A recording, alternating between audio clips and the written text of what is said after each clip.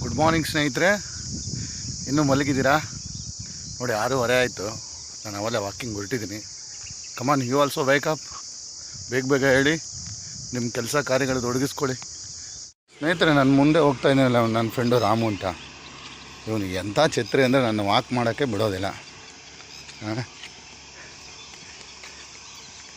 ಏನೋ ಇವನು ನನ್ನ ಪ್ರೊಟೆಕ್ಷನ್ಗೆ ಅಂತ ಬರ್ತಾನೆ. ರಸ್ತೆಯಲ್ಲಿ ಬೇರೆಯವ್ರ ಜೊತೆ ಸಿಕ್ಕಿದ್ರೆ ಜಗಳ ಆಡ್ಕೊಂಡು ಇವನನ್ನು ಕಾಪಾಡೋದೇ ಆಗುತ್ತೆ. ನೋಡಿ, ನಾನು ಹಿಂದೆ ಮತ್ತೆ ವಾಪಸ್ ಬರ್ತಾಯಿದ್ದಾನೆ. ನೋಡಿ, ಇವತ್ತು ಟ್ರ್ಯಾಕ್ ಚೇಂಜ್ ಮಾಡಿ ರೋಡಲ್ಲಿ ನಾನು ಬರೋದೇ ಇಲ್ಲ. ಅದಕ್ಕೆ ಇವನು ಭಾಳ ಹಿಂಸೆ ಕೊಡ್ತಾನೆ. Very bad, very bad. ನೋಡಿ, ತುಂಬ ಹಿಂಸೆ ಕೊಡ್ತಾನೆ. ಮತ್ತೆ ವಾಪಸ್ ಹೋಗ್ತೀನಿ. ನೋಡಿ, ಹಿಂದೆ ಬರ್ತಾನೆ. ಯು ಸಿ, ಹಾಗೆ ನೋಡ್ತಾ ಇರಿ, ವಾಪಸ್ ಬರ್ತಾನೆ.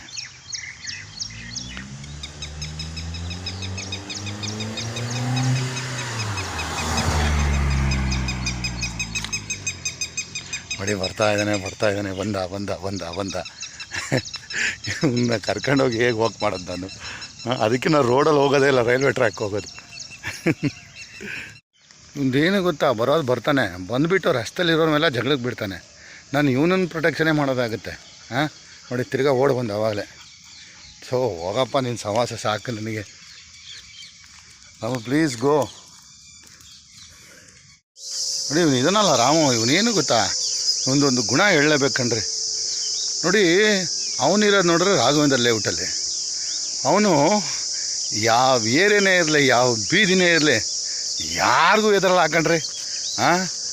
ಇವನೇನೋ ಜಗಳ ನಿಂತ್ಕೊಬಿಡ್ತಾನೆ, ಎಲ್ಲ ಸುತ್ಕೊಬಿಡ್ತಾರೆ. ವಾರ ಅಂದ್ಕೊಂಡು ನಾನು ಇವನನ್ನು ಕಾಪಾಡೋದೇ ಆಗುತ್ತೆ ರೋಡಲ್ಲಿ, ಗೊತ್ತೇ?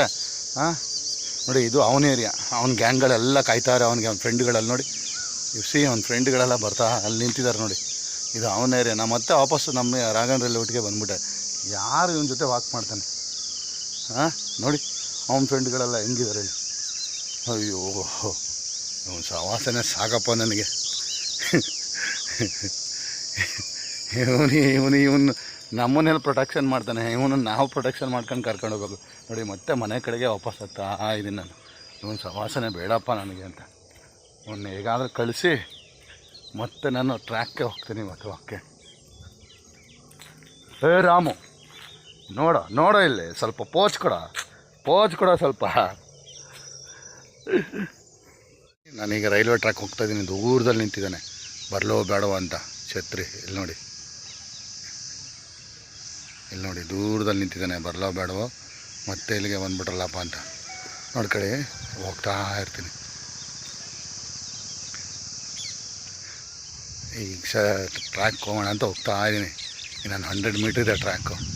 ಮತ್ತೆ ಏನು ತೊಂದರೆ ಕೊಡ್ತಾನೋ ಗೊತ್ತಿಲ್ಲ. ಟ್ರ್ಯಾಕಿಗೆ ಬಂದರೆ ಈ ಸಲ ಅವ್ನಿಗೆ 8 ಕೊಟ್ಟು ಕಳಿಸ್ಬಿಡ್ತೀನಿ. ಅಲ್ಲೇ ನಿಂತಿದ್ದಾನೆ. ಗುಡ್ ಬಾಯ್.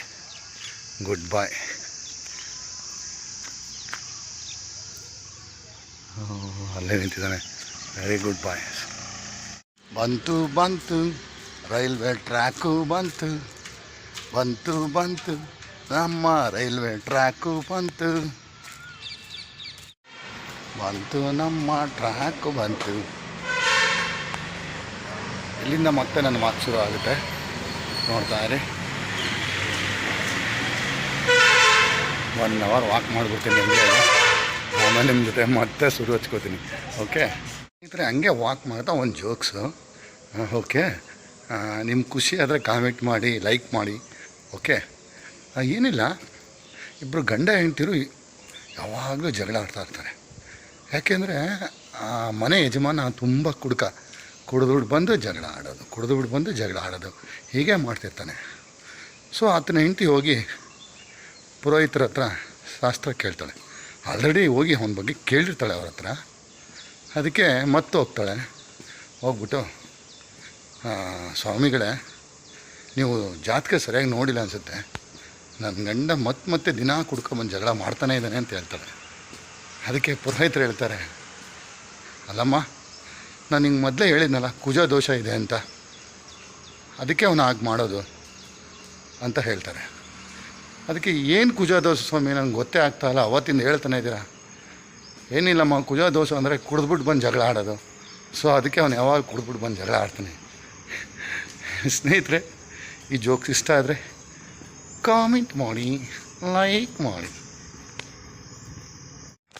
ಸ್ನೇಹಿತರೆ, ನಿಮ್ಗೆ ನಾನು ಅವತ್ತೇ ಹೇಳಿದ್ದಲ್ವ, ಇನ್ಮೇಲೆ ವಾಕ್ ಬಂದರೆ ಪ್ರತಿದಿನ ಏನಾದ್ರು ಒಂದು ಎಟ್ ಎ ಟೈಮ್ ನಾನು ವಾಕ್ ಮಾಡ್ದಂಗೆ ಆಗುತ್ತೆ, ಲಾಗ್ ಮಾಡ್ದಂಗೆ ಆಗುತ್ತೆ ನಿಮ್ಮ ಜೊತೆ, ಓಕೆನಾ?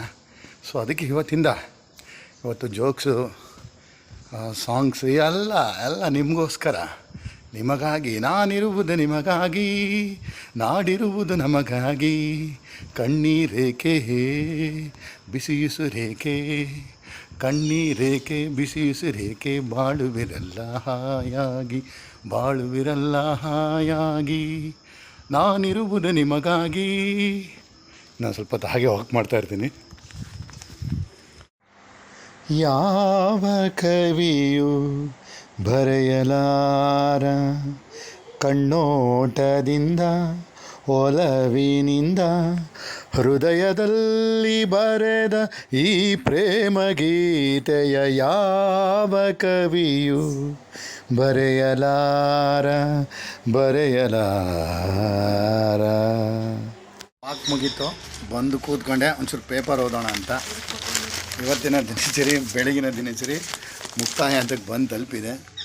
ಓಕೆ, ಇವತ್ತೊಂದು ವಿಶೇಷ ಆಯ್ತು, ಯಾಕಂದರೆ ನಮ್ಮ ಗ್ರೀನಿ ಕೂಗ್ತಾ ಇದ್ದಾಳಲ್ಲ, ಅವಳಿಗೊಂದು ಹೊಸ ಮನೆ ತಂದಿದ್ದೀವಿ, ತೋರಿಸ್ತೀನಿ ರೀ ನಿಮ್ಗೆ ಆಮೇಲೆ.